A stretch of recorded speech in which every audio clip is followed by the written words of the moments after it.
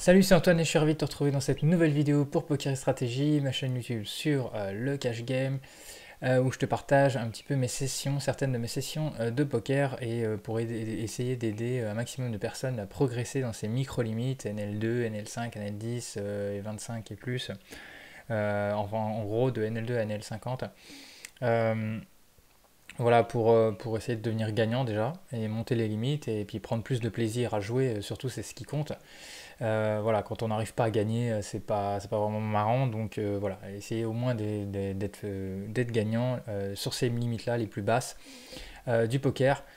Je reprends les vidéos après une grosse pause sur cette chaîne. J'avais même pas le temps de jouer d'ailleurs pendant très longtemps. Beaucoup trop de travail. Et bah voilà, maintenant ça y est, j'ai déjà recommencé à grind un petit peu en août, hein, mais pas beaucoup. Et donc là, j'ai même le temps de pouvoir faire cette vidéo. Donc je vais redémarrer ce rythme de vidéo.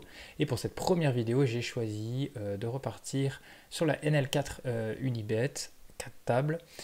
Donc il n'y aura pas de tracker, vu que sur Unibet, il n'y a pas de tracker. Mais comme tu vas pouvoir le voir, c'est absolument pas grave, puisque le tracker pour les joueurs débutants, de toute façon, c'est souvent un cadeau empoisonné, puisqu'on a tendance à mal interpréter les stats, à pas corréler certaines stats qui doivent être corrélées. Et aussi, souvent, on interprète trop vite les stats qu'on a alors qu'on n'a pas assez de data sur les vilains pour qu'elles soient bonnes. La priorité des priorités, c'est ce qu'on voit, c'est ce que les adversaires font et s'y adapter le plus vite possible. Donc c'est ce que je vais faire dans cette vidéo. J'ai également regardé les tables de Winamax au même moment avant de démarrer ma session, à NL5, et franchement la NL4 est beaucoup plus facile. La NL5 était quelques tables de disponibles avec que des règles KVMax, voilà, règles fiches, j'avais quelques tags sur certains joueurs. Alors que tu vas le voir dans cette vidéo, bah, sur la NL4, c'est très simple. Il y a beaucoup de joueurs pas KVMax qui ne savent pas jouer et qui devraient même, enfin, qui seraient même perdants en NL2, mais ils sont là. C'est la plus basse limite de Unibet. Donc c'est pourquoi je dis souvent que c'est plus rentable de jouer ces limites-là, plutôt que d'aller se casser les dents sur la NL5, NL10 de Winamax au départ. Quand on monte les limites, c'est plus simple d'aller sur ces rooms-là. Même si elles sont un peu moins agréables à jouer. Je suis désolé, je m'excuse tout de suite. Erreur de reprise, j'ai pas coupé les sons de la room, alors ça va être assez fort au niveau des bruitages, j'en suis désolé. Je vais vraiment faire attention pour la prochaine vidéo à diminuer le volume au minimum comme je faisais avant, voire à le supprimer. Donc là, je suis vraiment désolé. Et également à la fin, j'ai coupé, il y a eu une pause en plein dans une main, donc je reviendrai sur les deux mains que tu n'as pas pu bien voir sur cette fin de session. Voilà, comme d'habitude, je t'invite à liker cette vidéo si tu l'apprécies, si tu apprécies mon contenu, à t'abonner à ma chaîne si ce n'est pas encore fait. Merci à tous ceux qui m'ont rejoint cet été. Et puis, tu peux laisser un commentaire si tu le souhaites. Et puis, si vraiment tu as des difficultés hein, pour gagner en micro-limite et que tu ne comprends pas trop comment progresser, tu peux m'envoyer un mail juste à cette adresse mail qui est là. Voilà, je t'expliquerai ce que je propose pour les joueurs de micro-limite qui veulent progresser. Allez, c'est parti pour cette session de 4 tables. Première main, on est avec Valet 9 off contre le bouton.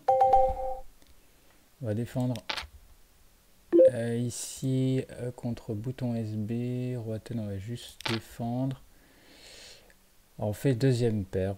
Checker, on est face à un joueur qui n'est pas KV max. Donc récréatif, qui nous met un petit peu plus de demi-pot. Sur un board d'auteur race. Je colle une fois. Il peut bluffer ce board. Ici, on va checker top 2. Ouais, voilà, donc là, il recheck. Donc, il n'a pas grand-chose, donc on va essayer de bet small. Je vais mettre un carpo. J'ai un tout petit valet. On va faire payer une petite paire inférieure, une hauteur roi éventuellement. Ici, ça check-check. On va pas mettre très cher. En plus, on bloque le flush draw. Chez nos adversaires de récréatifs, donc ils ne peuvent pas avoir grand chose ici. Donc, en plus, on n'a pas le meilleur roi. On peut encore avoir un roi dame et un roi valet qui n'a pas misé. Ici, on va mettre 11. 3 bêtes. Ici, on a un pot limpé. On a fait la top pair. On va pot.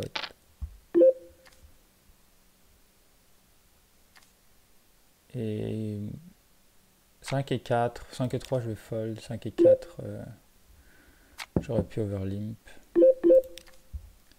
Encore un limp ici, on va lui mettre 4,5 avec Dame 10 off et As Dame off, on va relancer 3 ici. Donc on voit des tables très très récréatives hein, sur la NL4. Et je fais cette vidéo aussi à cette limite là pour montrer que c'est beaucoup plus facile de jouer de la NL4 sur ces rooms là que de jouer de la NL5 sur Winamax. Ici on est sur un board, on va pouvoir mettre quand même un tiers ici. Ça fait snap call et le 9 est pas une super carte pour nous, donc je vais checker. Ça check très vite. As value off si je fold. Ma hauteur peut être bonne, je vais rechecker, mais il y a vraisemblablement une petite pocket pair. Voilà. Ici, on va folder. Ok, As5, je vais open. Ici on fold. Voilà, je vais pas faire d'overlimp hein, avec paire de 4.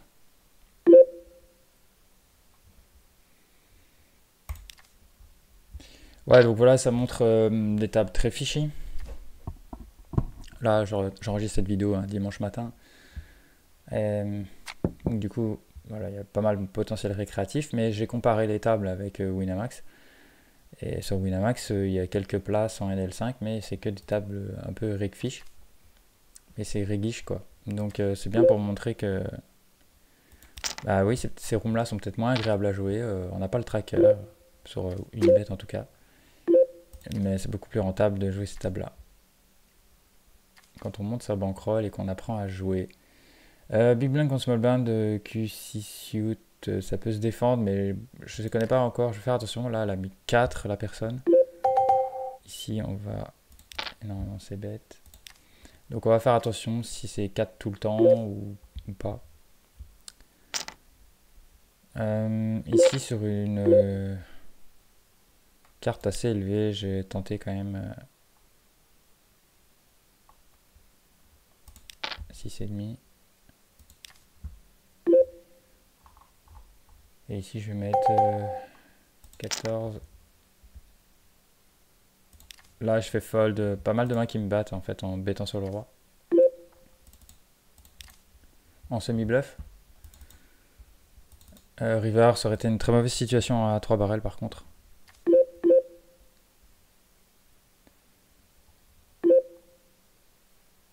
On va open ici, fold.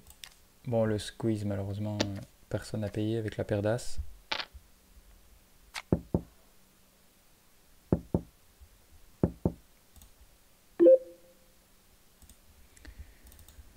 « 3 et 7 suit. Voilà, fold. Donc j'ai vraiment pas beaucoup joué ces derniers temps. J'ai pas eu le temps du tout. J'avais beaucoup d'impératifs, de priorités. Professionnel déjà en juin et juillet. Mi-juin, mi-mai à fin juillet. Déjà beaucoup de travail avec mon entreprise.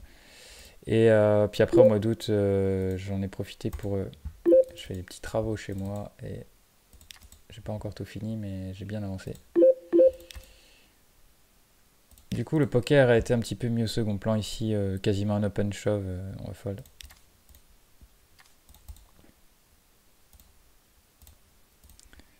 Je pensais refaire des vidéos fin juillet, mais en fait, ça n'a pas été possible. Même le mois d'août est passé vite.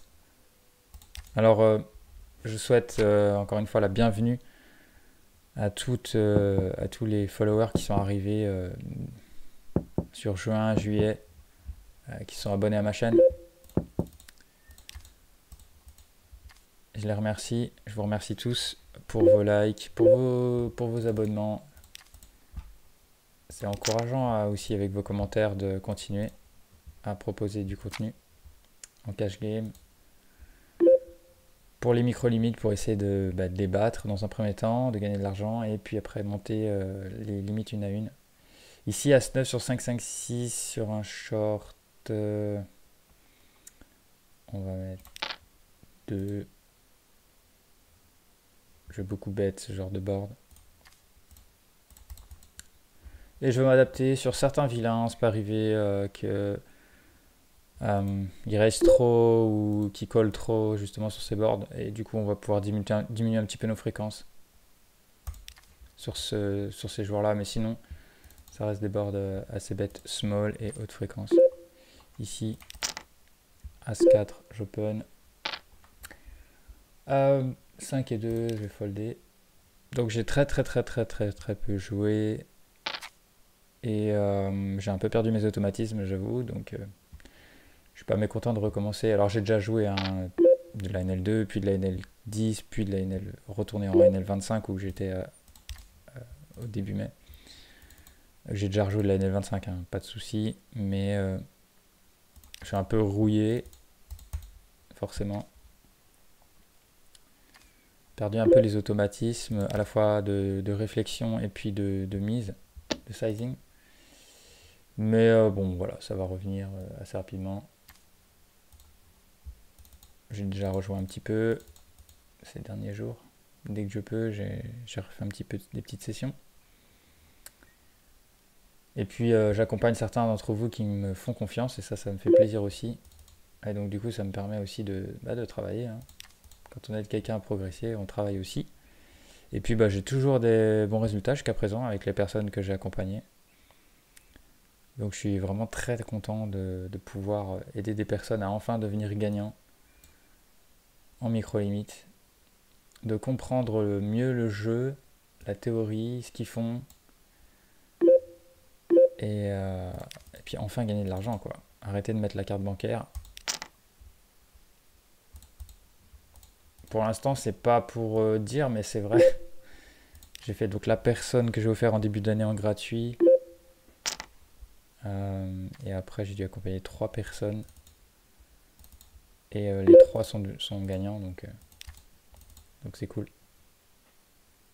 Ici,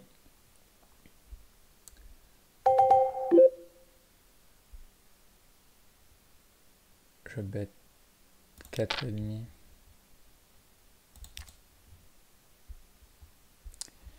On a rentré la carte magique.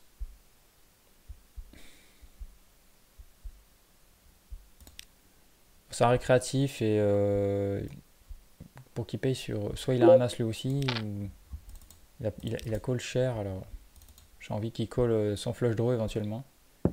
Et puis là, il faut se méfier parce que bon, c'est pas tellement la doublette du 5 qui me fait peur, mais c'est surtout que je suis battu par des 6.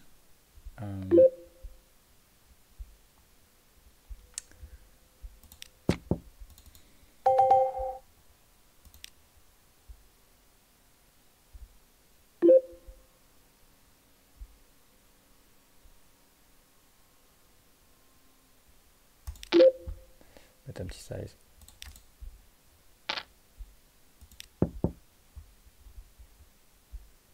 Il a foldé, c'est vraiment ça, flush draw. J'aurais voulu qu'il paye d'autres paires, hein, qu'il y ait une double paire en fait, qu'il la lâche pas. Ici, je vais ISO. Alors, c'est la première fois que j'ISO, donc je lui mets 4. Après, on verra s'il faut augmenter. Bon, on a quand même pris un petit peu ici, j'avais peur vraiment du check raise.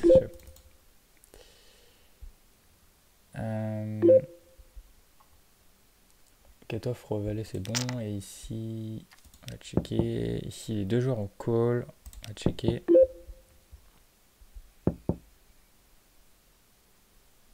Et ici, sur une river as, je vais essayer d'arracher le coup.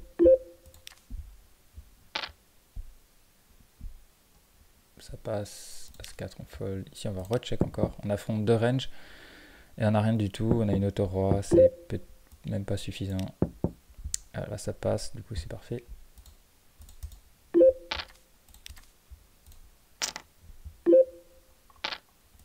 Allez, c'est parti. Donc on voit des tables vraiment pas difficiles.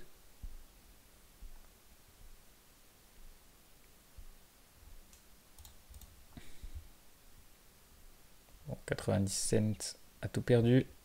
Il nous quitte. On open le dame 10 au bouton. Alors là, qu'est-ce qui s'est passé? On s'est fait squeeze. Alors moi je suis UTG, donc je représente de la force, en général une range assez serrée, et lui au cutoff il a osé squeeze. Du coup c'est un fold ici, parce qu'il a forcément une main très forte. Ici, toujours pareil, on va faire notre c-bet. Ça passe. Les joueurs récréatifs sont assez souvent fit or fall, comme on dit. Soit ils ont touché et ils vont vouloir mettre le plus cher possible, le plus vite possible, soit ils vont s'en aller très rapidement parce qu'ils n'ont pas du tout connecté le flop.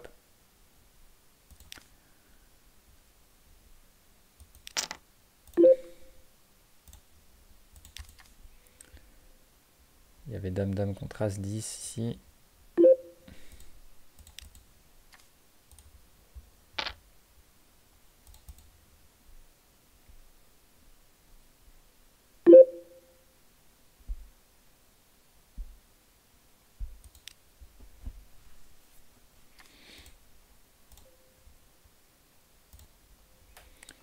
Alors 5-8 je fold, 7 et 5 aussi.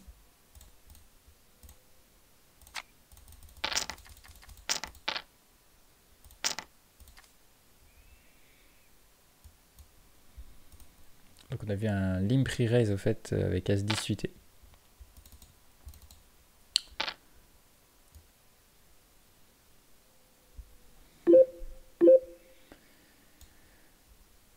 Alors ici on va mettre 4 ici. Ici, non, on va pas y aller 10 off.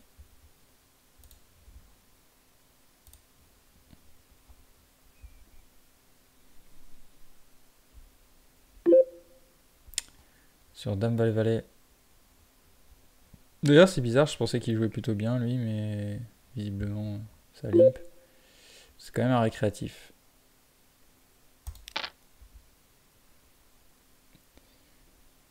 Valet 6.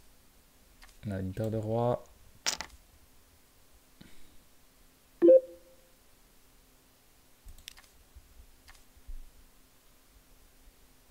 Il joue plusieurs tables en plus en même temps, mais...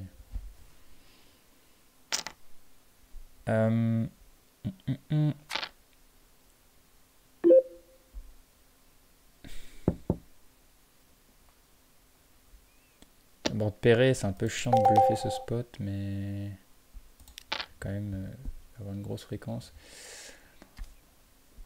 Ici on va mettre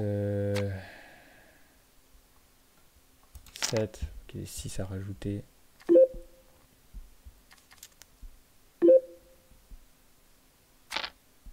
Ici ça va fold, ici on va fold. Il a mis 4, on va repérer ça. Alors on a eu un client. On va mettre un carpo ici. Avec notre main.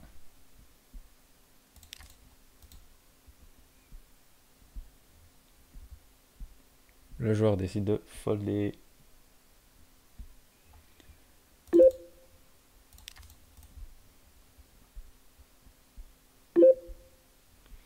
Alors là on est MP et du coup ça peut s'ouvrir.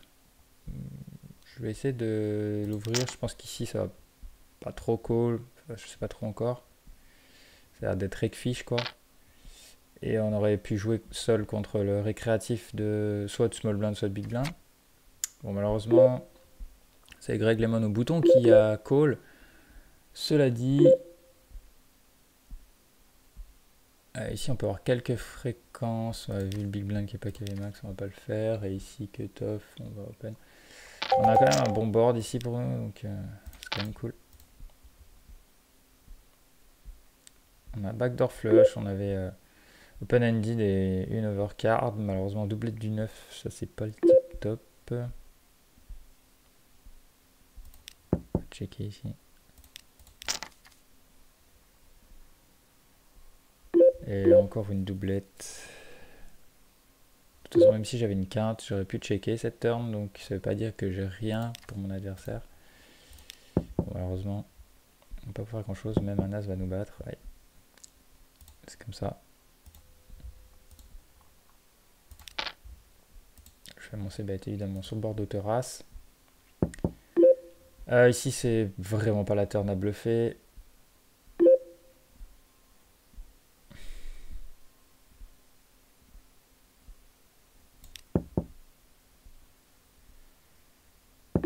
Et ici, je vais checker. Donc lui il met tout le temps 4, ok, ça fait plusieurs fois, on le saura. Et là, bon, s'il a plus quoi, un as éventuellement. Il y a des trèfles, les gens bloquent, ouais, je vais pas me tarder là-dedans.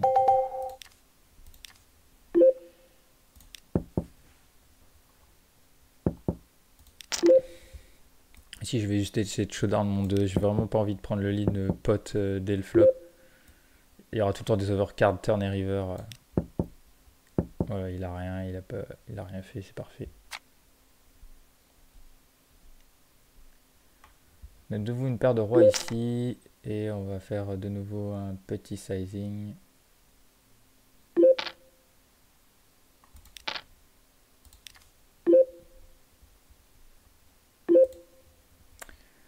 Alors des trucs qui vont arriver souvent, c'est que les adversaires se chauffent sur des petits sizing, on va surtout pas lui faire peur.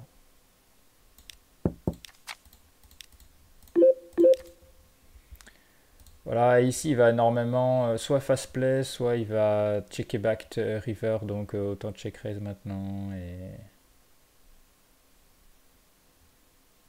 ici, on est obligé de tout mettre. Bon, il est tombé sur Brelan, la cartouche. Bah, il peut faire ça aussi avec une dame, hein. Il n'y a pas que des Brelan de 4. On sentait bien qu'il était chaud. D'ailleurs, la UTG, Roi Valet off, ça s'ouvre. Ouais, c'est bon. As Valet suité. As Valet suité, on est face à deux adversaires. Je vais checker ici. Bon, il avait pote, hein, je crois, turn, donc il était chaud. Ici, je vais checker, rechecker. On est face à deux joueurs. Ici, je peux quand même bet un petit peu. On a des backdoors, on a un board qui touche ma range. Ici, personne à miser. Je vais essayer d'arracher un petit poil de value. Et notre adversaire donc bet ici doublé du 2. On a qu'une gutshot, on s'en va. Ici, on va checker. Ici, est-ce que j'ISO? On va ISO. Ouais, ici, je vais même pas value mon roi. Peut-être une bébé, il aurait call son 2.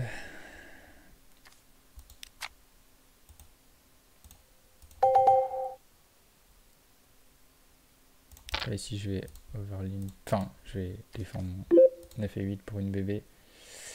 Alors ici, j'ai ISO. Lui, la fold et c'est lui qui a call. Ok. On a 3.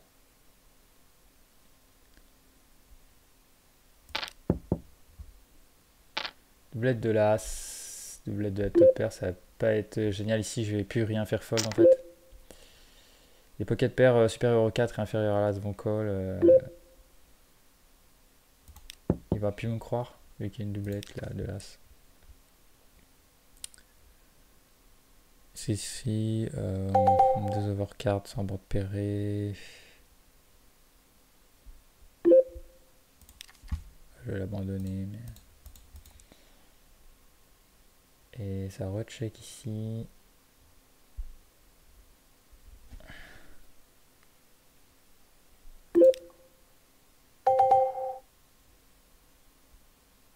Je vais 10, je vais essayer de faire fold.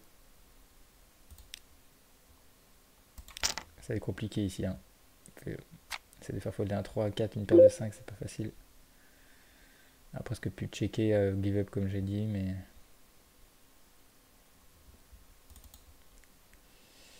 Ça passe. Ici, on va checker notre paire de valets.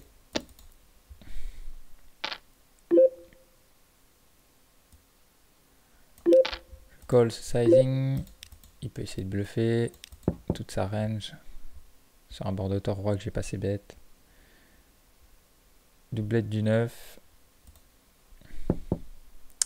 Et ça check ici. Et ici, bah, faut pas mettre cher. Hein. On veut value, genre un as, une paire de 10 moins.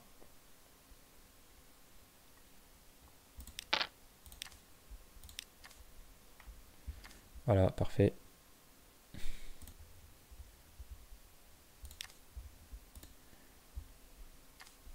je pourrais pas te dire si j'ai fait une session gagnante ou perdante parce que j'ai même pas regardé mon compte, ma BK sur Unibet avant de démarrer. Donc je ne sais pas du tout où j'en étais. C'est pas bien grave, on s'en fout. Ce qui compte, c'est le jeu, les réflexions.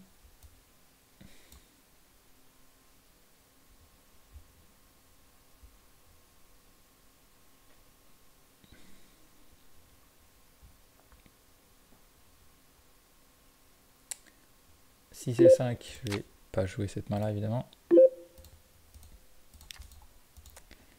On a un limp, on va évidemment limper, enfin checker 7 et 3 off au big blind. On n'a rien à toucher sur ce flop. On va checker. Et on va folder ici aussi.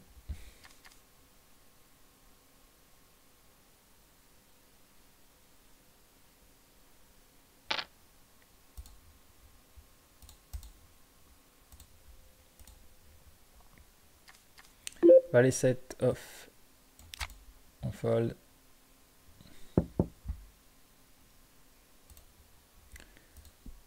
Deux et 4 suités, donc j'ai foldé. Bon, les joueurs qui ont tout mis avec top pair, donc c'est pour ça que tout à l'heure il n'y a pas que des brelans de 4.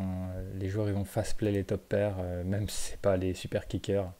Donc casse visa là, c'est bon, c'est définitivement récréatif. C'est même pas un rec fiche. Il joue plein de tables mais il est pas au point.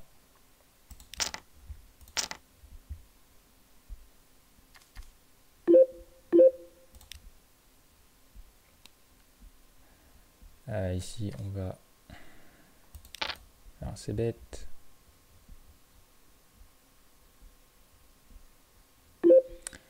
Alors A6,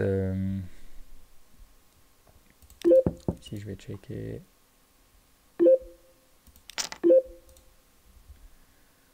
vais encore checker. Là il a call et donc bet ici. Alors que je bloque les nuts. D'accord, on va call.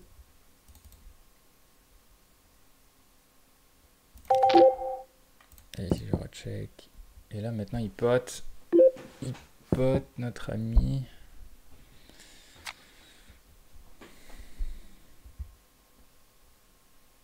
Ok, là je vais folder. Je me suis fait payer et j'ai une carte montante. C'est une carte qui fait entrer une quinte.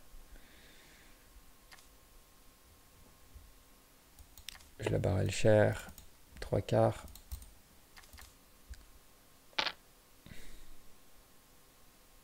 Vraisemblablement ici le joueur avait un 10. Hein. Alors après est-ce qu'il a valet 10, dame 10, as 10 ou roi 10, je ne sais pas, mais je suis quasiment sûr qu'il avait un 10 pour jouer comme ça. D'ailleurs je vais revisionner son sizing. Ici je vais fold, checker. Je vais revoir son sizing sur la turn. Il met pas cher et river il pote. Donc la line qui correspond à ça, il a acheté la river. Et la bug bet j'ai l'impression. Et si on fait le 2, mais on va pas s'enflammer tout de suite. Et on va juste showdown. Parce que là on sera payé que par une paire supérieure. Là on est contre le MP. On va juste call. Et contre cutoff, on peut défendre contre lui. Et ici on est big blind. On va mettre 5. Check. Ici j'ai just call, je check.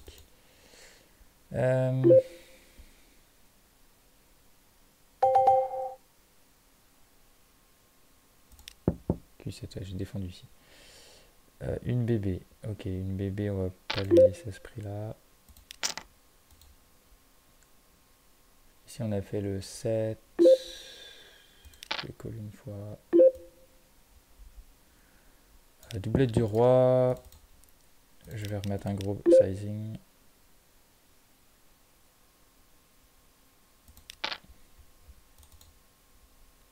Ici 2 barrels, je vais fold maintenant. Il y avait tellement de tirages en fait ici que malgré la doublette du roi, un joueur peut quand même interpréter ça comme j'ai moins de rois en se disant il a moins de rois, il a pas de roi. Et comme il y a beaucoup de draws et qu'ils ont du mal à lâcher les draws, et bien du coup j'ai tenté un sizing assez cher. Mais c'est vrai que j'aurais pu mettre que 2 tiers, ça aurait été bien aussi. Sur les créatifs, j'essaye souvent de gratter un peu. Alors on se retrouve cut-off contre le MP avec un Dame 10 suit qu'on va folder gentiment. En plus, il n'est pas KV max, donc il faudrait choisir plus des mains qu'on est prêt à go broke contre lui. Bon, Spider 3, j'ai même pas eu le temps de le jouer, je crois. Il a déjà tout perdu.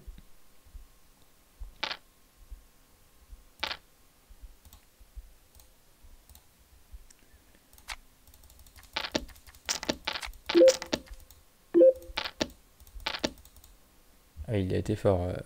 Il a tout donné. Hein. Qu'on voit, par exemple, lui qui est pas très fort, il arrive à tout prendre un joueur encore plus mauvais avec son Dame 7 suité là. C'est vraiment les limites, c'est cadeau quoi. Il suffit juste d'y passer du temps, mettre 4 tables et jouer. Il suffit d'y passer du temps quoi. C'est ce que j'ai fait au début moi, hein, quand j'ai repris il y a un an ou deux là.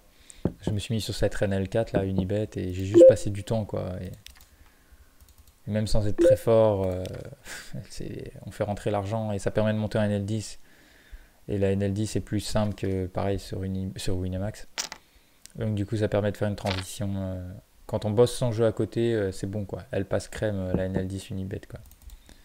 Ce qui est plus difficile sur Winamax. Donc en vrai c'est vraiment une room qui permet de monter sa bankroll, de vivre moins de frustration liée à cette difficulté de monter sa bankroll, de monter les limites. Il y a beaucoup plus de chances de réussir son shot à la limite supérieure.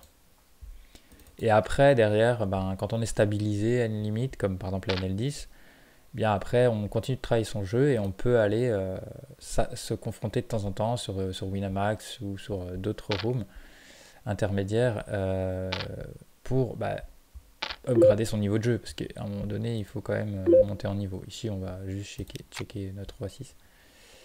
Voilà, après, l'intérêt d'aller sur Winamax, c'est de faire monter son niveau de jeu. Se confronter à des joueurs meilleurs, toujours à la même limite.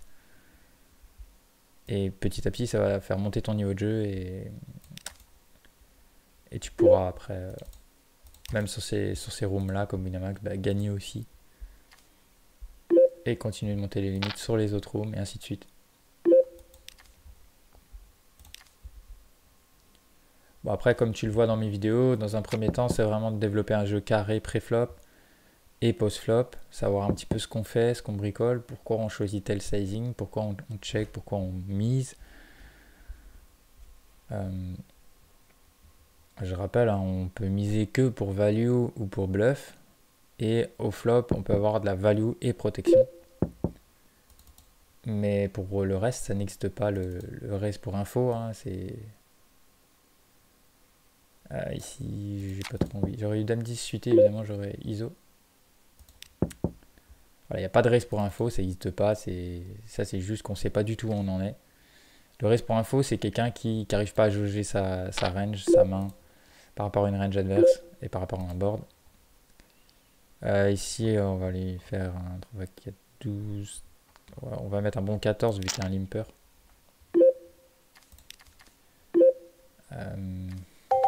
Ici, juste pour la gutshot, je vais pas call. Ici, c'est pareil. On va lui mettre 13.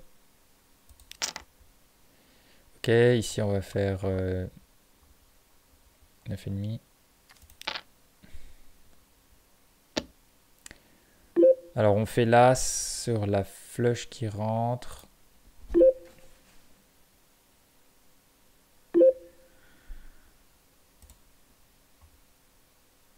On va faire 15 ici. Trop compliqué de checker ici. Après pour jouer c'est trop compliqué. On s'est bien simplifié la tâche ici.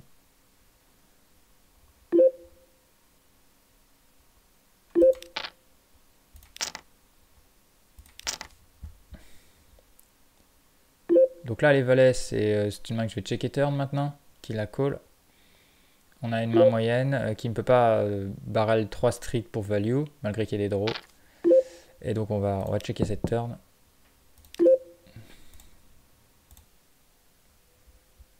Ah, je sais plus où j'en étais, j'avais mis pause l'enregistreur. Donc là je disais, je pense que j'étais sur pause, mais roi valet suité, j'ai checké face à 2 adversaires sur ce board. Je disais ouais donc ce joueur n'a pas su... Ici on va l'ouvrir de temps en temps. Il n'a pas su tourner en bluff sa paire de 6. Alors il battait As-Roi, voilà c'est tout.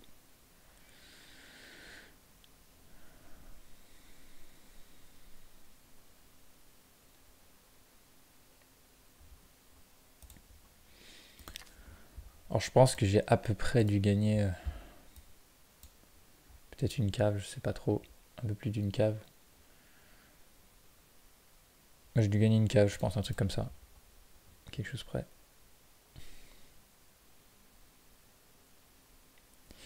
On va terminer la dernière table et puis bah, ça sera une vidéo assez intéressante quand même pour une reprise.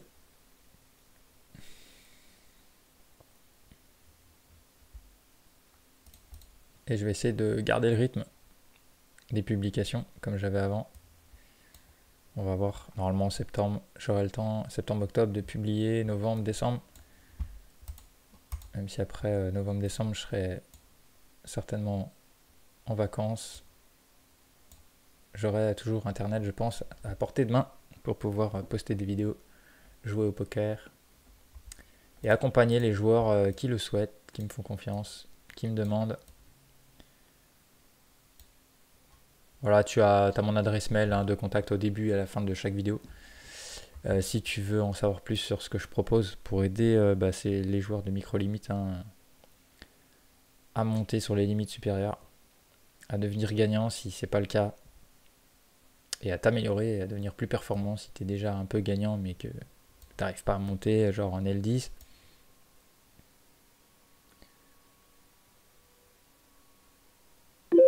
Et paire de 2, est-ce qu'on va se la faire ou pas? Allez, on va la tenter, c'est la dernière main. Ça peut s'open, mais pas 100%. On a un joueur récréatif qui n'est pas KV max au big blind, c'est pas génial, parce que si on fait un... Lui, il colle souvent en plus. Flat colle beaucoup, bouton. Et là, il faut vraiment faire brelan, sinon c'est injouable.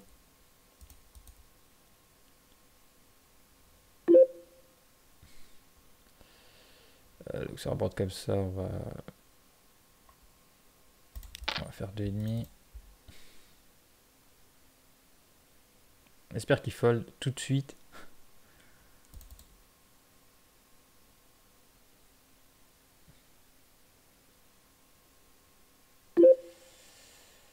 Il colle. On va énormément checker la turn.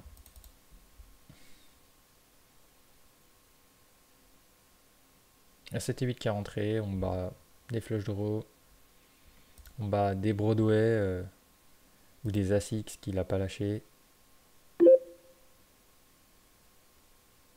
Et vu qu'il check back, on va mettre pas cher. On va juste faire payer un As. Une auto-roi. Voilà, c'est de la sin value. On voit il fold, parfait. Alors on va juste faire un retour donc, sur cette paire de valets qui a été coupée. Ce joueur qui avait open 3, j'ai 3 bêtes. J'ai fait donc mon c-bet. Le joueur call, je dis dans la vidéo que je n'ai pas 3 streets de value ici, donc je check, je suis ok avec ça. Et je vais rechecker cette river. Pour le coup, après coup, je me dis que j'aurais peut-être dû reprendre le lead ici. Je bloque les nuts, valet 9.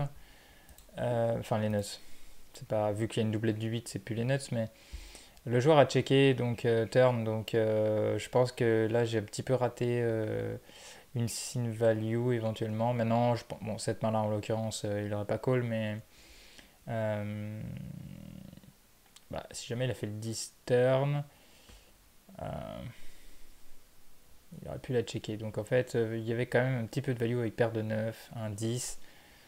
Peut-être un As-3 aurait call un small size. Donc vraiment mettre entre 10 et 15 ici river en reprenant le lead, ça aurait peut-être été mieux. J'ai peut-être checké un peu vite. Alors il y avait cette main que tu n'as pas vue non plus, je crois que c'était en haut à gauche, juste après la paire de valets. Donc j'ai eu une paire de rois que j'ai open, un joueur qu'on a vu assez actif à toutes les tables m'a call au bouton. Il y a eu un squeeze ici d'un short stack, donc évidemment on lui demande son stack, hein. Le joueur s'en va là-bas au bouton et l'autre met tout avec As-Dame, et donc j'ai remporté ce coup. Voilà, donc ça tu l'as pas vu en vidéo à la fin, puisque j'étais en pause j'avais oublié de redémarrer l'enregistrement. Voilà, c'est la fin de cette première session de reprise. En tout cas, voilà, on a vu un petit peu les stéréotypes, hein, des micro-limites avec des joueurs qui limp, des joueurs qui flat call trop, des joueurs qui transforment pas en bluff certaines situations ou qui call trop loose. On en a vu même quand moi j'étais pas impliqué dans certains coups, des joueurs qui mettent tout avec top pair alors qu'ils n'ont même pas un bon kicker. On a vu voilà, des situations où j'hésite pas à folder. Et puis des situations où j'hésite pas à bluffer aussi de manière efficace. Et puis bon, après je pense que c'était assez anecdotique, on tombe sur Borderline 4, bon ben, voilà, c'est la vie.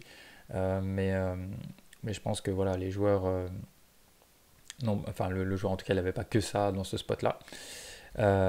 Donc voilà, faut pas se prendre la tête, main suivante, et la session on le voit derrière, bah voilà, hein, la variance fait que si on joue bien, l'argent revient vite, et on finit quand même positif très souvent.